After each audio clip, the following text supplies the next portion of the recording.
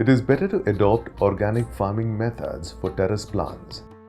Local crops and varieties are preferred, as more yield and profits are not the targets.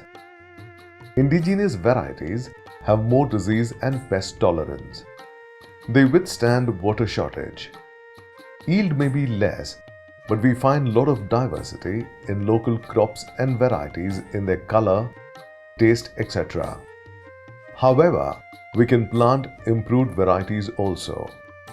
They give better yield with sufficient amount of light, water and nutrition. Buying seeds every time is not advisable. Retain the fruits of first crop of healthy plants till its maturity for seed collection. Harvest the ripened fruits during sunny days. Collect the seeds from the fruits and dry them under shade. Store these seeds in airtight bottles or poly pouches and keep in cool place or fridge. Use this seed for sowing after 6 months.